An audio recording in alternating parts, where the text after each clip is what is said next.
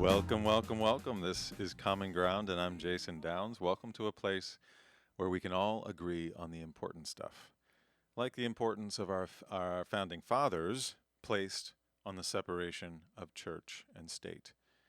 Today is February 8th, and I'm so glad you've joined me here on Common Ground. We will continue our look at the First Amendment today with a special guest, Professor of Religion Emeritus from Pepperdine University, and prolific writer and author Richard T. Hughes. We also have the pleasure of co-host and sponsor Lou Esbin on the show. And later on, if there's time, we'll also visit our Artist's Almanac. Here's to a great show, a great day, and a great week. We like to start off with a little history on this day. 1936 was the first ever NFL draft. Today. Pretty cool. Jay Berwanger from University of Chicago was the first pick by the Philadelphia Eagles. There you go, Patty. That one's for you. I appreciate that one, Jason. I see you. I see you. 1587, the year 1587, Mary Queen of Scots was beheaded at the age of 44 after being convicted of plotting to assassinate Elizabeth I. A few years back. 1672, Isaac Newton read his first optics paper before the Royal Society in London, one of the most brilliant men who have ever walked the planet Earth. Also, on this day, February 8th, 1915, D.W. Griffith's The Birth of a Nation was released, premiered in Los Angeles, a landmark film in the history of cinema for many reasons. One, it was 3 hours long. It was the first feature-length motion picture and box office smash. 3 hours long. And I think it pertains to what we're going to be talking about a lot today. So that's why I kind of wanted to just give you a little history here. Because it was explicitly racist, Birth of a Nation is also regarded as one of the most offensive films ever made. It was actually titled The Klansman for its first month of release. The film provides a highly subjective history of the Civil War, Reconstruction, and the rise of the Ku Klux Klan. Studied today as a masterpiece of political propaganda, Birth of a Nation caused riots in several cities and was banned in others, but was still seen by millions of people. So it had huge influence at the time. So that brings me to our guest. Richard Hughes has worked at the intersection of religion and American culture over the course of a 50-year career. He's the author of 17 books, including Christian America and the Kingdom of God, as well as Myths of Religion. He is an emeritus at Pepperdine University, as I said. A distinguished professor of religion emeritus at Pepperdine University. Myths America Lives By. I'm so sorry. I skipped a line.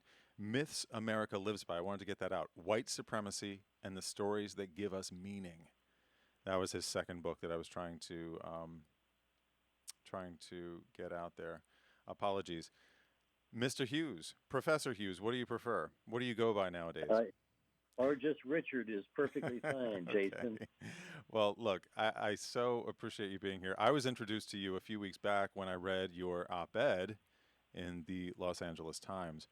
I was very impressed with your writing and with your breadth of knowledge, so I reached out to you, as well as read other things that you'd written, and here we are. So thank you so much for being here. Yeah, thank you very much. So let me ask you just a question right off the bat here, and I hope you don't mind. Are you a Christian? Yes, indeed. Okay. So, the reason I ask that up front is because I would assume that that a lot of what you write scares Christians. Is that accurate? Well, I think it does. Some people, yes, probably so. So, for instance, the op-ed that I read in the LA Times was entitled "The Ferocious Last Gasps of the Religion of Christian America." And it featured an image of the Proud Boys raising a large wooden cross in front of a Capitol building during the protest leading up to the riot and attempted insurrection on January 6th. So, one of the things I love about your writing and really your form of teaching, I guess, us as the readers, is that you do not mince words. I mean, No. this is how your piece opened. Donald Trump's presidency has baffled the majority of Americans for 4 years. What should we make of decisive Christian support for an American politician whose life and priorities are fundamentally anti-Christian? Question mark. Why would elected members of any party support legal maneuvers that would undermine American democracy? How could insurrection against the people's government be configured as patriotism? Now, these are huge questions that we've been asking ourselves. As I mentioned at the top of the show, Lou Esbin, often co-host and sponsor of the show, is with us today. And he can attest that we come back to these themes, but you put it so succinctly there. So you answered this question here in your very next sentence: as Trump's reign implodes, these anomalies betray the last gasps of a long-standing American religion that is now passing away. The religion of Christian America, sustained by a corrupted version of Christianity. So, this is huge. I mean, wow, right? I mean, it's a doozy. It packs a lot of punch. I'm guessing you're not, you're used to your friends and neighbors sort of being somewhat uncomfortable, I guess, right? I mean, like I started out Well, asking. it happens from time to time. Yeah. All right. Well, so, I mean, tell us what you're talking about. Tell us what you're talking about, because let's define the difference here from your perspective between what you see as the religion of Christian America and that version of Christianity that has been corrupted in your eyes. Well, and let me begin, Jason, if I could. The first question you asked me was, you said, "Are you a Christian?" And I said, "Yes, indeed." And the first distinction I would make is between Christianity and what this piece in the Times calls the religion of Christian America. Right. And if I could I just take just 2 or 3 minutes and unpack all that? Please do. Please. I mean, there's a Yeah. lot to unpack All right. here. Yes. So Yes. let me just unpack it historically, if I could. So, Jesus. Obviously, people who say we're Christians say our allegiance is to Jesus Christ. Christian, right? Christ follower.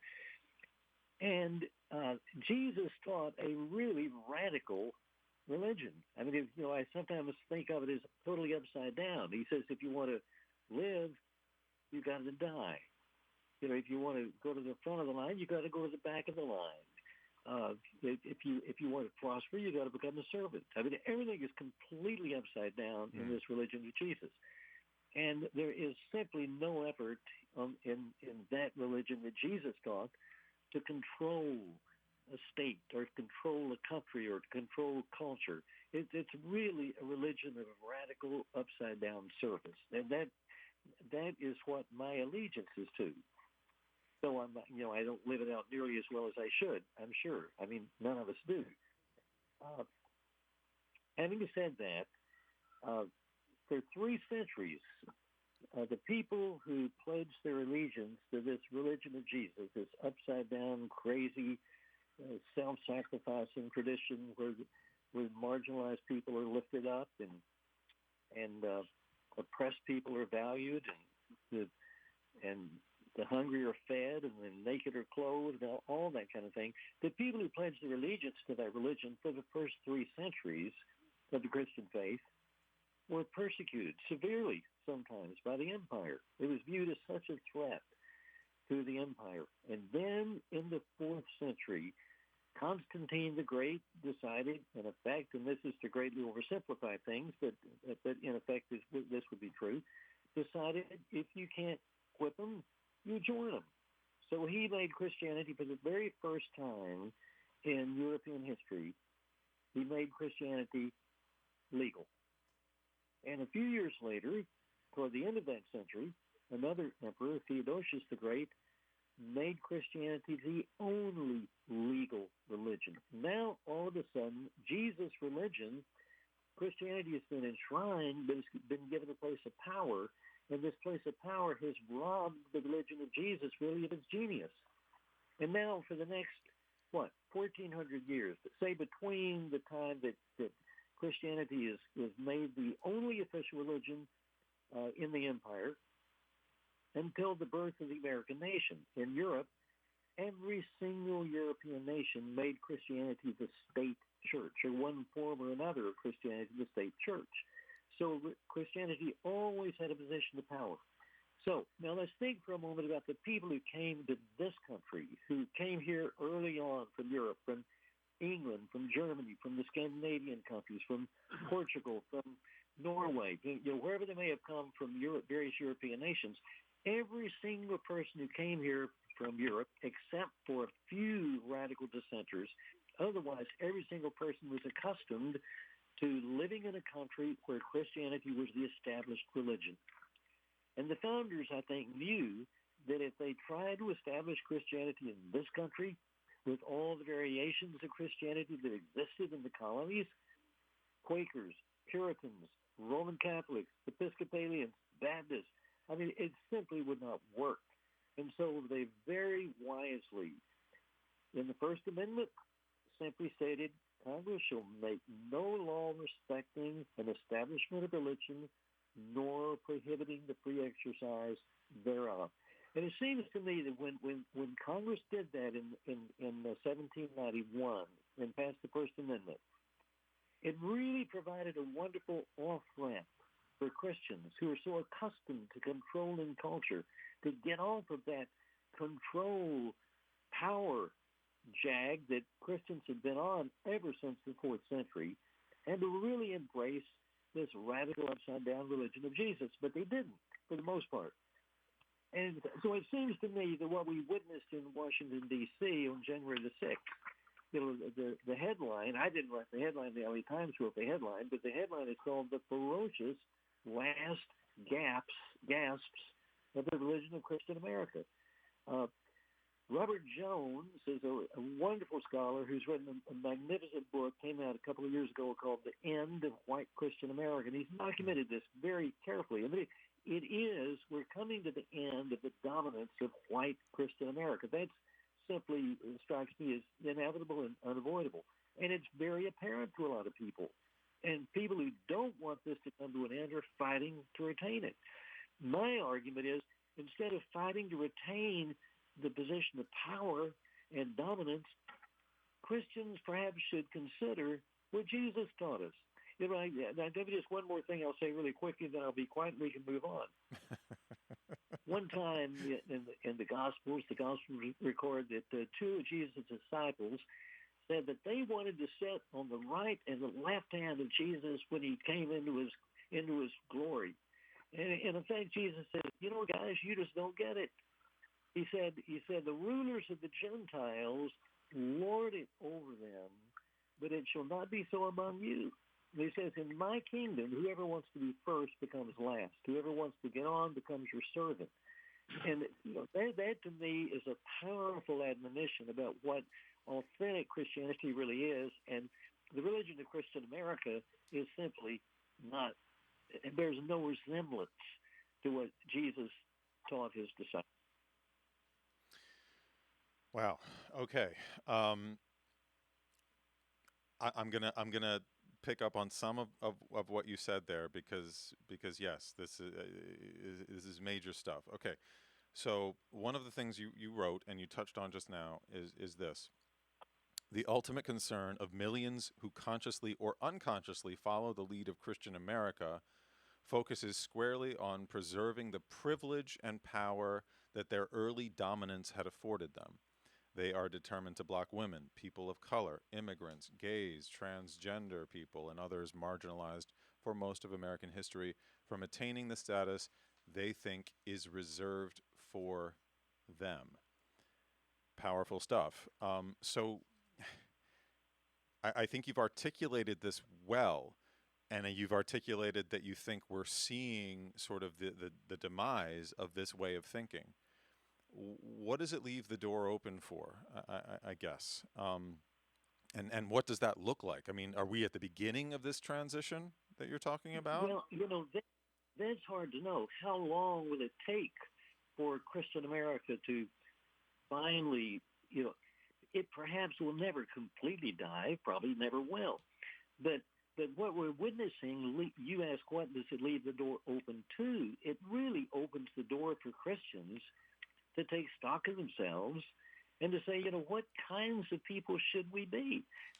I'm thinking, after the 1960s, and when the 1960s empowered so many people who had been disenfranchised, people of color, women, and then in later years, gay people, transgender people. That didn't occur all in the 1960s, but that's unfolded over the last 20, 30, 40 years. And then a lot of Christians really engaged in a determined effort to stop that change. We know that as the moral majority. And so... I mean, I find it amazing that the founders, I guess, had the wisdom. And again, you touched on this a moment ago. The founders had the premonition somehow, or you're saying that it really was just as sort of diverse and volatile, I guess, at the time that they said, okay, we need to make sure that we put this in the Constitution. Well, I think they weren't acting in the best interest, self-consciously, they weren't acting in the best interest of Christianity. They were acting in the best interest of the new American nation. I mean, they knew that if they tried to establish any religion, they were just asking for problems. I mean, think about it. You've got Puritans in New England. You've got Roman Catholics in Maryland, Presbyterians in the other middle colonies, Baptists in the South, Episcopalians in the South. Suppose the founders, which one of these traditions are they going to establish? So suppose they had tried to establish Roman Catholicism. Well, the Puritans in New England would have raised an army and marched down into Maryland and marched into D.C. Suppose they'd try to establish some form of Puritanism. I mean, it would just have been a disaster. So acting in the best interest of this new American nation, they simply said, you know what? Congress will make no law respecting the establishment of any religion. And that they weren't trying to benefit the church. They were trying to benefit the state.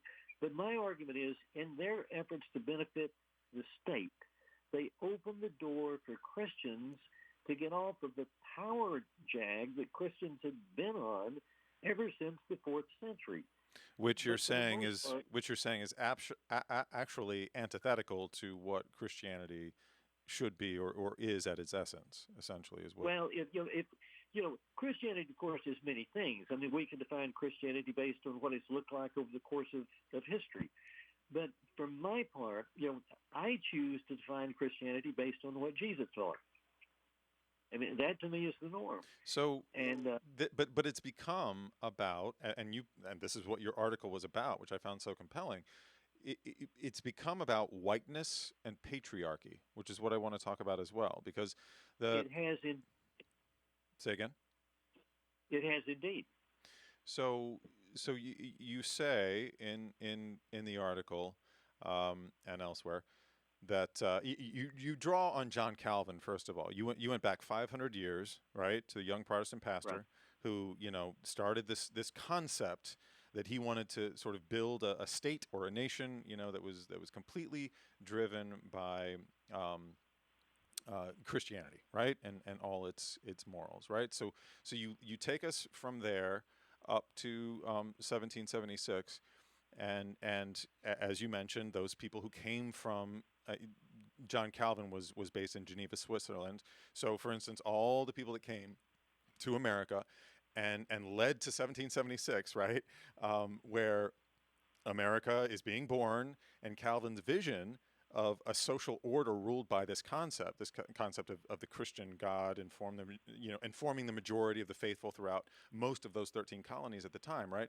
So still, I mean, again, I just want to point out the brilliance of those founders at the time, because you also wrote, though some were Christian, had a radically different vision for the nation, a vision of liberty and human equality grounded not in the Christian religion or fealty to biblical text, but rather in nature and nature's God, as Thomas Jefferson put it in the Declaration of Independence.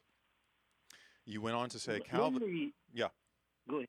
Well, I just want to emphasize again this idea that it sort of, rather than Americans embracing what the founders kind of intended, Calvinism, as it played out in the United States, as you say, explicitly stands for Christian dominance, but also implicitly promotes two other forms of cultural and political power. I'm still quoting you: whiteness and patriarchy.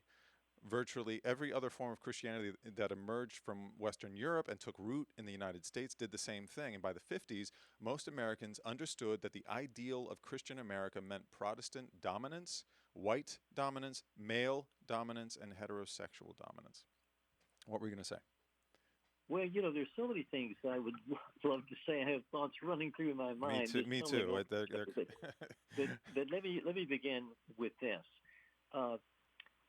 Calvin, as you point out, wanted to create a society ruled by God, to superimpose this Christian kingdom onto Geneva, Switzerland. So the politics would be Christian, the culture would be Christian, every dimension of life in Geneva would be Christian. Now, what's interesting is that Calvin was immensely influential in what would become the United States because, as you know, Jason, and most of your listeners know, the people who settled New England were Puritans in the lineage of Calvin. Most of the Christians who settled the middle colonies were Presbyterians, also in the lineage of Calvin. And a lot of the people who settled in the southern colonies were Baptists, also in the lineage of Calvin. So the Lutherans were not in the lineage of Calvin, but they didn't come early. And when they came, they pressed on to the Midwest. We don't think of the Lutheran stronghold in New England. We think of Lutherans in Iowa, South Dakota, Minnesota. This is Lutheran country. So Calvin's legacy dominated the colonies at the time of the Revolution. But the founders, and this is really important to grasp, the founders had their roots in the 18th century Enlightenment. And the Enlightenment taught that there are certain things we can know by reason. You don't have to read a book, like the Bible, for example, to know there's a God. You can know this through reason. You don't have to read a book to know that there's right and wrong. You can know this through reason. So the Declaration begins, we hold these truths to be, and all your listeners are putting in the blank here, I'm sure, we hold these truths to be self-evident. Why are they self-evident? Because they're grounded in nature that we can discern through reason. So it's really interesting. The founders were not appealing to the Bible. They're not appealing to Jesus or to the church or to Moses or anything of that sort. They're appealing to nature and the truths of nature that we can know through reason. And that is right out of the 18th century Enlightenment. Now, that's not to say many of the founders were not Christians. Many of them were. But what drove their vision for this country was not really Christianity. What drove the vision was this egalitarian vision that's rooted in what Jefferson called nature and nature's God, to quote Jefferson from the Declaration. So let me just stop there. We're gonna take a quick break. We're gonna come right back. We're speaking to Professor Richard Hughes. When we return, would you favor or oppose establishing Christianity as the official state religion? Stay with us right here on Common Ground. This is KHTS 98.1 FM and AM 1220. Mina Cooper is a realtor focusing on trust, probate, divorce real estate matters, and more. She's published books on inherited and divorced properties, and she's got 20 years experience serving areas from Santa Barbara County down to San Diego County, making your real estate transactions real. Tune in to Listed by Mina every Tuesday at 2 p.m. for great perks, special guests, and surprises.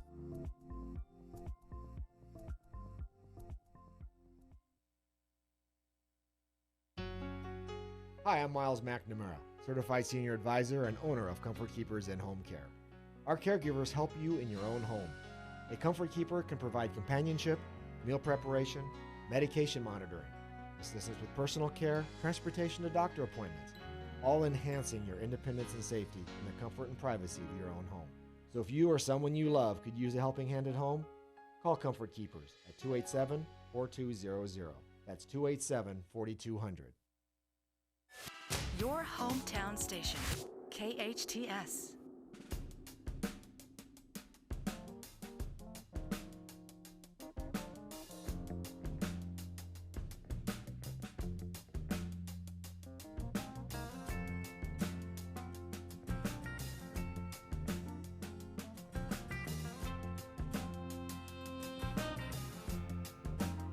And welcome back. I'm Jason Downs. You're listening to Common Ground. We're speaking to Professor Richard Hughes, who is Distinguished Professor of Religion Emeritus at Pepperdine University. He's written 17 books, including Christian America and the Kingdom of God, as well as Myths America Lives By, White Supremacy and the Stories That Give Us Meaning.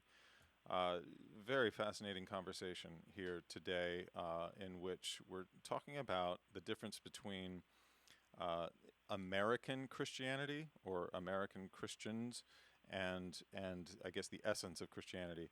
And there's something, Professor, you wanted to distinguish that I read from earlier about how the Christian America seems to be determined to block women, people of color, immigrants, gays, transgender people, etc. What did you want to add to that? I wanted to comment on that. When the article says that the ultimate concern of millions who consciously or unconsciously follow the lead of Christian America Yes. focus squarely on preserving the privilege and power that their earlier dominance had afforded them. What I wanted to say about that is I would emphasize the word unconsciously, because my sense is that many of the people who want to block women, people of color, immigrants, gays, transgender people, and preserve their own power, I think for many of these people, it is not something.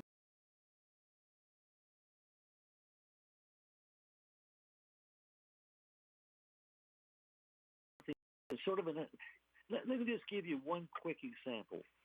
The book you mentioned, Myths America Lives By, that book first came out in 2003. And it talked about some of what I call some of the great American myths, like America's a chosen nation, America's a Christian nation, etc. But I did not recognize then the power of the myth of white supremacy.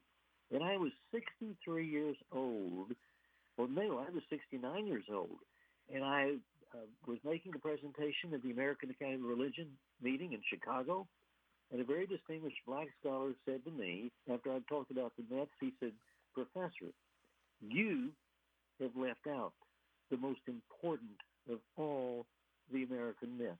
And I said, "Really? What did I leave out?" He said, "The myth of white supremacy." And that's why I went back and we revised that book, second edition, the one that you mentioned a minute ago on air.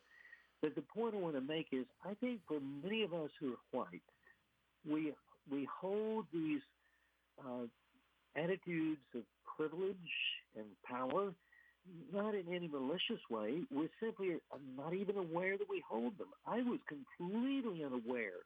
I mean, if someone had said to me, "Professor, what about white supremacy?" I would have said, "Well, sure, there are white supremacists out there, but these are people on the fringes." What the black professor was saying to me was, no, it's not people on the fringes. This is in the DNA. Exactly. It's just the systemic it's systemic. And that's something I myself, identity. even though I thought about these things for years, had never recognized. And I think that's true with a lot of other people as well. Well, and to that point, I mean, I guess we are essentially talking about these ideas having reached their climax. You know, they've worn themselves out, right? That's kind of what we're saying that we're seeing, right? That's exactly. And it's going to be a potentially painful growth for this nation, but in my mind, it's a growth toward what the founders, I hope, and certainly what I imagine today to be the ideal America. one that embraces love and embraces diversity and embraces all religion without focusing, any special interest in one or the other. And I hear you saying that as well in your writing, I think, ultimately. That's exactly what I would hope. And, and I do have hope given the fact that we can see the progress we've made from 1776 to the present. And then we feel like we've gone really backwards with this January 6th event. But that may turn out in hindsight to have been cathartic. That may be something that will actually move us forward over the long run. Part of those growing pains, yeah. Yeah. I mean, to that point as well, there's so many things that I want to talk to you about because to that point, after I read your article, I saw a couple days later another one in USA Today. It was also an op-ed that read, "Christian nationalism is a threat, and not just from capital attackers, but from Christian nationalists inside our government who are working quietly to sort of, quote, take America for Jesus. They are the more resilient danger to religious pluralism," according to Rachel Mikva op-ed in the USA Today. And she sort of cited people like Senator Josh Hawley, Republican in Missouri, Ted Cruz, senator in Texas, and some of their campaign promises or some of their rhetoric or some of their actual attempts to, I guess, inculcate their beliefs with the laws that they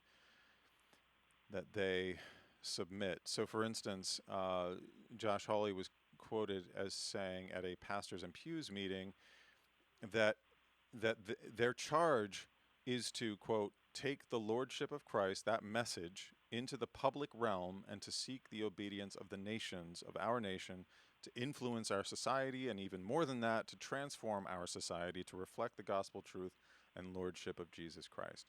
So, I mean, again, this is the opposite of what the founders laid down in the First Amendment, as you have been trying to reiterate in your books and in your articles. Not only the opposite of what the founders laid down, but it's the opposite of what Jesus laid down. The whole idea that we would try to create a Christianized culture, a Christian state.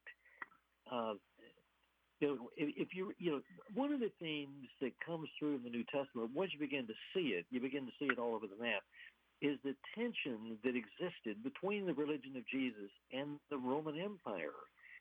And, Christians will often quote Romans 13 that, we should be obedient to Caesar and render to Caesar what is Caesar's and to God what is God's and so on.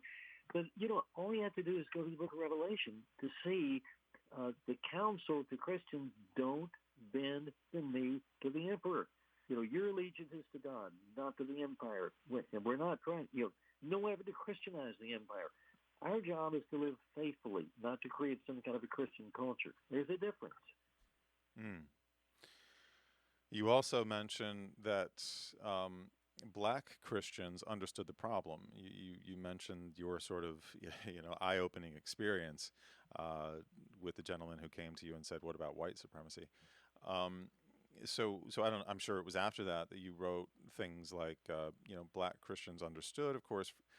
For Jesus spoke directly into their experience, and over the course of American history, the black church is the only version of American Christianity that has consistently understood and embraced Jesus' vision of the kingdom of God.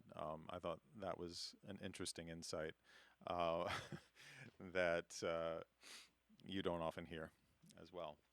Well, the kingdom of God seems to me is Jesus' favorite topic as you read through the four Gospels, especially the Gospel of Luke. I mean, Jesus is always talking about the kingdom. And what's really interesting, all you have to do is get a concordance and run those references every time you see kingdom of God or kingdom of heaven. And in almost every single instance, the context is standing with marginalized people,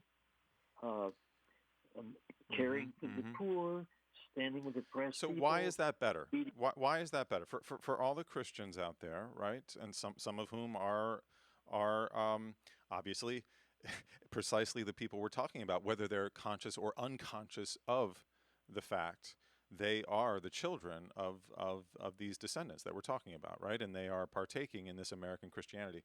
So talk to those people for a moment and explain in your view why what you're describing is a better path than dominance, whether it's white dominance, Christian dominance, et cetera, patriarchal dominance. Why is it better? Well, Why should we follow that path? if I were to speak to Christians, I would simply appeal to Jesus. Read the Gospels. Read what Jesus says. It's never, ever about power. In fact, Jesus disavows power. He disavows dominance. He talks about being a servant. He talks about standing in solidarity with impoverished people, with the Samaritans, with Gentiles, with women, with people who are society's outcasts in the Roman Empire. Jesus is always standing in solidarity with those people. So the only way that I would speak to people and say this is the better path is to say, look at what Jesus said. Look at what Jesus did. It's never, ever about dominance or power. It's always about servanthood.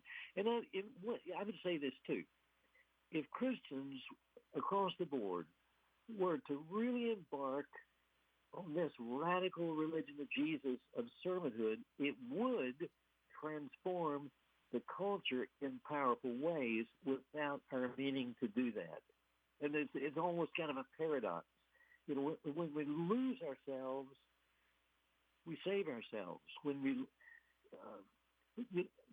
that is fundamentally what Jesus taught. So as we lose ourselves for the sake of others, we inadvertently wind up improving society immeasurably. But when we try to control society, to force on society some vision that I've got, then it just sort of undermines the entire fabric, and certainly undermines the vision of the founders. I could not agree more. That's where you lose me as well. I mean, it doesn't matter what you believe. It doesn't matter if you think you believe what you believe more strongly. Loving your neighbor can be difficult, right? Sometimes impossible. But as soon as someone begins to enforce or force their beliefs on me or use their constitutional rights to infringe upon my rights, my right to safety, security, speech, beliefs, whatever you want to call it, you've lost me. And I think you've missed the point of America as well. That's exactly right. I mean, that's just my opinion. But, and I know that you did some research as well. You asked the question, would you favor or oppose establishing Christianity as the official state religion? And you were kind of shocked at some of the numbers that you got. And I guess the reason for those numbers and for those statistics, I want to say 34% said they would favor that proposal, 19% were unsure, and only 47% said they would oppose such a move, is due to this sort of systemic, genetic fabric that we're talking about. And it is genetic, because when you think about the fact that Christianity was the established legal religion in Europe for 1,400 years. That's so easy to forget, right? I mean, from the time that Constantine, as you said, and Theodosius, I didn't realize that then the European states followed suit, throughout the centuries. I didn't. Absolutely. And so that whole notion of a state church is so deeply inbred and embedded in our consciousness. So here we come to this country, and we have the option of not having a state church, but Christians were so accustomed to living under that kind of an arrangement that they, in effect, said, well, we cannot create a state church by law, so we will do it by George through persuasion. And so they embarked on a massive revival campaign that lasted 30 years, from 1801 to 1830, and it went into every nook and cranny and village and city in this country in an effort to not just Christianize the country, but I must say to Protestantize the country. Catholics were out of the fold. They were totally excluded. It was a Protestant nation, a nation of Protestants and for Protestants, and no one else was really welcome, including Roman Catholics. And So, they would never create a state church, not by legal means, but by persuasion. And it was incredibly effective. And again, I want to tie this back into, I mean, you are an educator, right? And you talk a lot Right. in the articles I've read, et cetera, about history and Americans' relationship to history, right? Or their lack of relationship, which I also found really, really interesting, that you sort of, grasped onto that as well. That Americans sort of view history as perhaps entertaining, but essentially irrelevant to anything that really matters, which is shocking to me. And again, I mean, just so many times reading things that you read were just like a smack in the face, and yet so true. So I appreciate you coming on here, and I appreciate you trying to educate us. I appreciate you, your insight, especially in your 50-year career in doing this, in writing about this, and teaching this. I have so much respect for what you're trying to do, and the delicate, I guess, differentiation that you're trying to make, right? Between what is currently happening and what we're seeing sort of cause the breakdown in this country to a degree, as opposed to your vision of what the Christianity of your childhood was, so to say. I admire that. I thank you so much for being here. We'll let you go. I know I kept you longer than you intended. Hey, thank you very, very much for inviting me. I deeply appreciate it. It's an absolute pleasure. We'll have you back sometime. That was Richard T. Hughes, author and professor of religion emeritus at Pepperdine University. Such an honor to have you. Please stick with us right here on KHTS and Common Ground. We're going to be with Lou Esbin coming back, so stay right here on KHTS 98.1 FM and AM 1220. Santa Clarita Valley residents now have greater access to the excellent physicians and high-quality medical services for which Providence Holy Cross is known. Providence Holy Cross Health Center in Santa Clarita features state-of-the-art cancer and imaging technologies, as well as board-certified physicians in a variety of medical specialties. Quality and compassion from a healthcare provider you can depend on. For more information, call 1-888-HEALING or visit us at providence.org. When you hire a CPA firm, you want a firm that can offer personal services and advice from experienced partner CPAs who provide timely and effective services. You need a firm that has decades of experience using new and developing technology to not only help you improve your processes and bottom line, but also to keep your accounting and tax return bills from going out of control. You need a firm that can help you negotiate the difficulties of the economy, cash flow issues, internal controls, fraud prevention and detection, and much more. Denny & Company, LLP. CPAs that make life less taxing. Call 286-8860. 286-8860. I listen to it all day, every day. Hometown, your hometown station.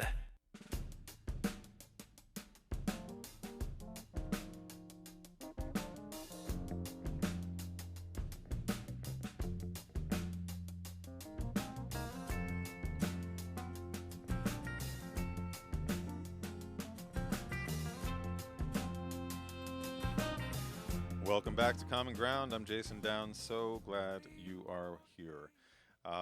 Also, so glad that Lou Esbin is here, and I'm so sorry you didn't get a word in edgewise there. I was hogging the guest today, but wow, right? Wow.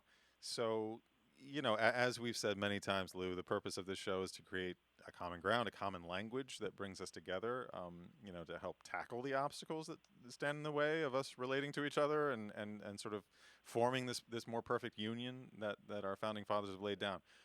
I want to hear what you what your thoughts and reactions are to the So professor. I have not read any of his writings, Yes. but what I sense from him is, and correct me if I'm wrong, but he probably does not focus on the hundreds of years and millions of lives that were lost in the name of religion. And the founding fathers knew that. They knew, they knew of the tensions among the religions and the sects of Christianity and Catholicism, and they knew that they wanted to avoid that. Well, but the professor was also saying that those acts were specifically unchristian. You know what I mean? Like well, yes, of course he says that, yeah. but he doesn't. He never said how many hundreds of years among Christians there were wars. Yes. And how many lives have been lost? Probably more lives have been lost in the name of religion in humanity Yes. than any pandemic. And certainly. someone like that, it would be nice if a learned scholar like that would just say that. Just come out and say it. Too many lives have been lost in the name of religion. They never say that. I mean, I don't know what he writes, and I'll defer to that. But I've listened to gentlemen like him before, and they dance around it, and they try to be nice and whatnot. But can't you just come out and say it?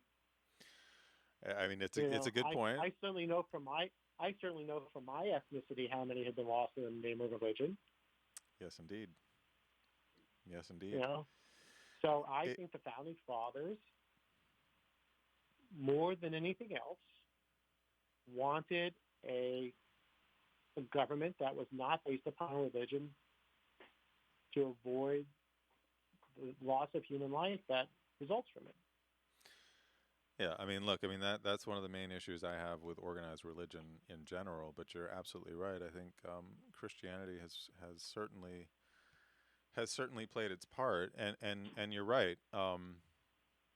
You deserve an apology. Your people deserve. When I was younger and learning about all of this stuff for the first time, and it was just so shocking and devastating to me. With learning about the Holocaust, learning about the atrocities that Christians have wrought upon the world and other religions. Well, look what the communist Chinese are doing now with the ethnic Muslims in the eastern part of China, the Uyghurs. Mm-hmm. So and also the Chinese are systematically dismantling any semblance or evidence of Judaism in China that existed for hundreds of years. So it doesn't stop. But it would be nice if scholars like that would own up to it and admit to it and say, a secular government is the only... well, he did say that. He did say that, yeah. What's that? He did say that he thought a secular, a government that separates church and state is by far, more desirable for... Is salvation of humanity. Yes, yes. He did say that. Yeah. He did not say that. He did. I asked him specifically. Yeah. I asked him specifically, why he thought that this way of the Christian America would cause the destruction. Like, speak to them directly and say why you think the way that you're proposing is better, and he did. So okay. He's saying because he's a Christian, that Jesus teaches him that you should be open and welcoming and loving and accepting and not try and control everyone and everything and not be the he was saying we should be last in line and we should be the slave or the servant, not the one in charge and dominating everyone. He was saying that it's the opposite of what he believes is true Christianity, and that's why I admire him standing up and saying that, because it's probably not a very popular line amongst his fellow Christians. But That's you're true. right. I did hear him say that. I applaud him for that. But you're right. I think in general, my impetus is always to apologize. And that's what I was starting to say a moment ago. As a young man, uh, as you probably know, I mean, my parents were Christian, and I, was raised in Christianity, and I felt even as a Christian then that I should go around and start apologizing to all the people that we, the Jewish friends and neighbors, the Native Americans that are also a part of my family history. Just down the line, the people that have suffered because of an organized religion and because of this history, as he sort of briefly tried to lay out, from Rome going from sort of persecuting this to embracing it, and it becoming big business all over Europe, and then Very spilled big, over to very big America. business. You know, Yeah. I just so I'm applauding him, and I really think his message is important because, and this goes to history and the education that we have in this country, and I feel like it's important for people to know where this comes from and how we found ourselves here today, and how this sort of form of Christianity evolved into something that is Well, look, destructive a lot of it, Jason, is tax driven because very large religious organizations, they're given such tax benefit. I mean, I'm sure you don't know something that's called a parsonage, and when a religious leader is paid by his or her congregation, those payments are tax free, and that's been abused. So if someone wanted to drill into the tax code and begin to do some serious reforms of the tax code, it's just those things. Like the Catholic Church, I heard one time, owns a substantial amount of Park Avenue. Oh yeah, they're the largest property owner in New York City. Absolutely, notoriously. Right. Yeah. Right. Well, that's Lou Esbin, and that's our show. I'm so sorry. I need to cut us off. All right. I know we covered, but the law offices of Lou Esbin, one of our wonderful sponsors. When experience counts, count on experience at espinlaw.com. 35 years serving this community. He specializes in bankruptcy, business law, commercial protection. Schedule a consultation with Lou today at espinlaw.com or 661-254-5050. As always, thank you so much, Lou. Thank you to Denny and Company and the amazing staff here at KHTS, the owners, Jerry and Carl, our fantastic engineer, Patty St. Patrick O'Schwanky. Pleasure to have you here on Common Ground, where we can always agree on the important stuff. I'm Jason Downs. You're listening to KHTS. Until next time, stay safe, stay informed, and stay optimistic.